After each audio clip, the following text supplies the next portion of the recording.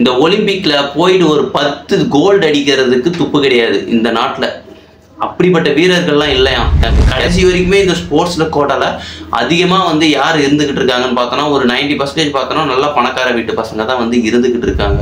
இந்த வருஷம் எத்தனை மெடல் வரப்போகுதுன்னு தெரியல, வருமா வராதா அப்படின்றதே வந்து டவுட்டு தான் நினைக்கிறேன். 2024ஆம் ஆண்டுக்கான ஒலிம்பிக் போட்டி வந்து பாரிஸில் வந்து நாளையிலேருந்து நடக்க போகுது. அதுவும் வந்து கிட்டத்தட்ட எத்தனை நாடுகள் பங்கேற்க போகுது அப்படின்னா 206 நாடுகள் 10,000 அத்லட் வந்து ஒலிம்பிக்ல வந்து பங்கேற்க போறாங்க.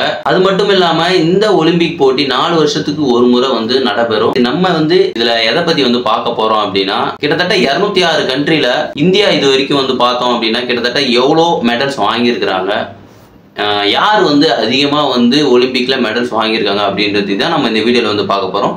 வாங்க வீடியோக்குள்ள போகலாம்.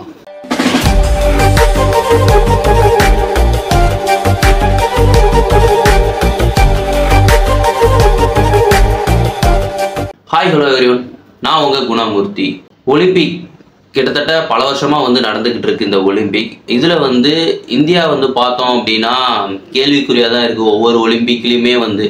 நான் ஏன் சொல்கிறேன் அப்படின்னா ஒலிம்பிக்னு அப்படி வந்துட்டாலே மற்ற கண்ட்ரி அமெரிக்காவாக இருக்கட்டும், ஜெர்மன், பிரான்ஸ், சைனா, இட்டாலி எது வேணாலும் இருக்கட்டும், ஆனால் இந்த ஒலிம்பிக் போட்டியில் மட்டும் இந்தியா வந்து இது வரைக்கும் வந்து ஒரே போட்டியில் அதிக முறை வந்து அதிக தங்கப்பதக்கங்களை வென்றதா வந்து சரித்திரமே கிடையாது. இது வரைக்கும் மொத்தமாக வந்து இந்தியா ஒலிம்பிக் ஆரம்பிச்சில இருந்து எவ்வளோ பதக்கங்கள் வென்றிருக்காங்க அப்படின்னு வந்து பார்த்தோம் அப்படின்னா 35 பதக்கங்கள் மட்டும்தான் வந்து வென்றிருக்காங்க. 120 கோடி மக்கள் இருக்கிற ஒரு நாட்டில், அதுவும் உலக மக்கள் தொகையில வந்து முதல் இடத்துல இருக்கிற ஒரு நாட்டில் ஒலிம்பிக்ல பார்ட்டிசிபென்ட் கம்மியாகவும் கலந்துக்கிறது நம்ம நாடு தான். எடுத்துக்காட்டுக்கு வந்து பார்த்தோம் அப்படின்னா இந்த வருஷம் ஒலிம்பிக்ல 150 அத்லட் மட்டும்தான் இந்தியாவிலேருந்து பார்ட்டிசிபேட் பண்ணுறாங்க. ஸ்பெயினில் வந்து பார்த்தோன்னா 4.5 கோடி மக்கள் தான் வந்து அந்த நாட்டிலே வசிக்கிறாங்க. அதில் வந்து பார்த்தோன்னா 352 அத்லட் வந்து பங்கேற்கிறாங்க. ஒட்டுமொத்தமாகவே இது வரைக்கும் வந்து பதக்கங்கள் பட்டியலில் ஓவராலாக யார் வந்து அதிக பதக்கம் வச்சுருக்காங்க, அதுக்கு அடுத்தடுத்த லிஸ்ட்டில் பார்த்தோம் அப்படின்னா இந்தியாவோட இடம் எத்தனாவது பார்த்தோன்னா 56வது இடத்துல இருக்கிறாங்க. எவ்வளோ கேவலமான விஷயம். ஒரு ஸ்போர்ட்ஸ், எல்லா ஸ்போர்ட்ஸ்லையுமே சரி இந்தியாவில் வந்து பாலிடிக்ஸ் நடந்துக்கிட்டு தான் இருக்குது. கிரிக்கெட்டாக இருக்கட்டும், ஃபுட்பால், ஹாக்கி. ஃபுட்பாலெல்லாம் வந்து கேப்டன் செலக்ட் பண்ணுறதுக்குலாம் வந்து ஜோசியக்காரங்க ராசி இல்லை, இந்த பிளேயரை வந்து எடுக்கிறதுக்கு என்ன ராசி அவன், அதை எல்லாத்தையுமே எடுத்து பார்த்துக்கிட்டு இருக்காங்க. இந்த ஒலிம்பிக்கில் கிட்டத்தட்ட அதிகமான பார்ட்டிசிபென்ட்ஸே கிடையாது. ஃபர்ஸ்ட் இந்தியாவிலேருந்து 120 கோடி இருக்க ஒரு மக்கள் தொகை நாட்டில் இந்த ஒலிம்பிக்கில் போயிட்டு ஒரு 10 கோல்டு அடிக்கிறதுக்கு துப்பு கிடையாது இந்த நாட்டில். அப்படிப்பட்ட வீரர்கள்லாம் இல்லையா. எல்லாருமே இருக்கிறாங்க, திறமையான வீரர்களை யாரும் கண்டெடுக்கிறது இல்லை.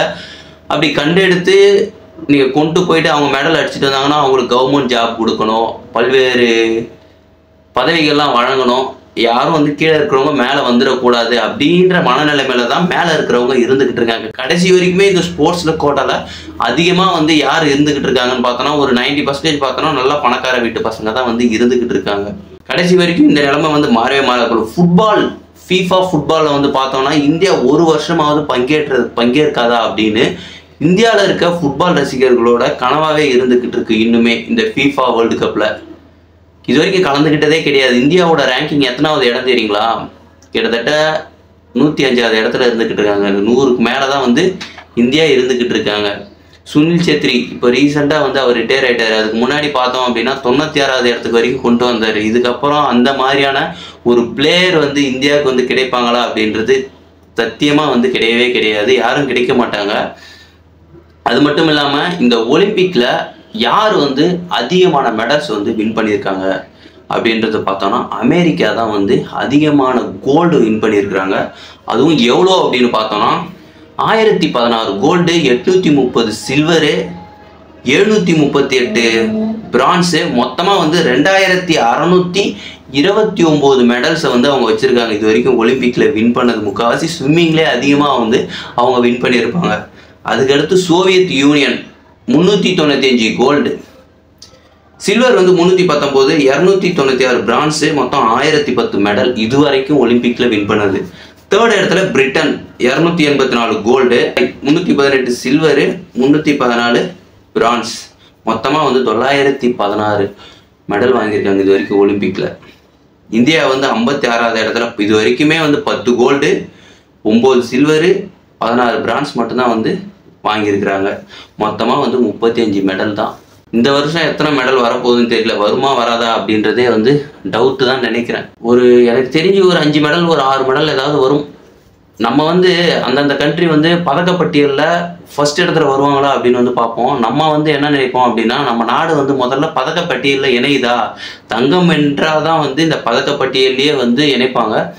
நம்ம வந்து தங்கம் வென்று இணையோமா அப்படின்றத நாம் எதிர்பார்த்துக்கிட்டு இருப்போம். பார்க்கலாம் பொறுத்திருந்து. நாம் இந்த வருஷம் ஒலிம்பிக்கில் எப்படி பர்ஃபார்மன்ஸ் பண்ண போகிறாங்க, பங்கேற்க சென்ற வீரர்கள்லாம் வந்து எப்படி செயல்படுறாங்க அப்படின்றத நாம் பார்ப்போம். இந்த ஒலிம்பிக் வந்து எந்த சேனலில் வந்து டெலிகாஸ்ட் ஆகுது அப்படின்னு பார்த்தீங்கன்னா ஸ்போர்ட்ஸ் 18 அண்ட் தென் ஜியோ சினிமாவில் வந்து டெலிகாஸ்ட் பண்ணிக்கிட்டு இருக்காங்க.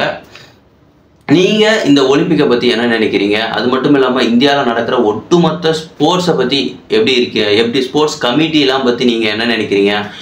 அங்கெல்லாம் பாலிடிக்ஸ் இருக்குதா இல்லையா அப்படின்றது உங்களோட ஒப்பீனியன் என்ன அப்படின்றத கமெண்ட்டில் சொல்லுங்கள். மீண்டும் நம்ம இன்னொரு வீடியோவில் வந்து சந்திப்போம்.